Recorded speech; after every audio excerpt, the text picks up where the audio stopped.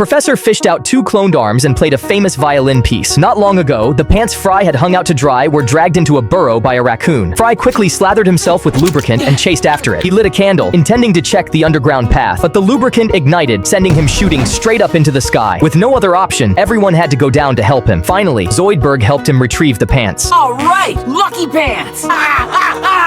As they chased the raccoon, they unexpectedly discovered a massive underground pyramid. To figure out everything about this underground structure, Bender carefully carried the disc back to the laboratory. It turned out to be a future calendar from Mars, which stated that a devastating catastrophe would befall Earth in the year 3012. So the world will end in 3012. Why does that year sound so familiar? Because that's the year that's this year. Watching the sudden change in weather outside the window, the professor hurried to get everyone on board the spaceship to prepare for evacuation. However, the electromagnetic storm had already destroyed all equipment on Earth. With the doomsday seemingly approaching, everyone began making preparations for their final affairs.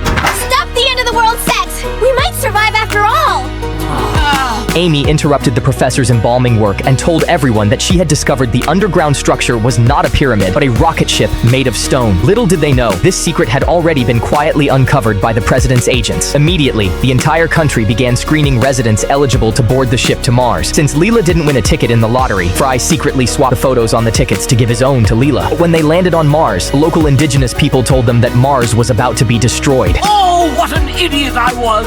The final solar flare is going to bypass Earth and strike Mars! In an instant, Mars was struck by a magnetic storm. It quickly broke out of its orbit and careened wildly through space, even coming almost face to face with Earth. When we reach 72nd Street, jump! Everyone managed to return to Earth safely, but Leela couldn't jump back because she had a broken bone. In the critical moment, Fry climbed onto the roof and stretched out his hand for Leela to grab. However, the enormous inertia snapped both of their arms instantly. Fortunately, the slob quickly brought over a ladder. Your cloned arms should be fully grown in a month or so.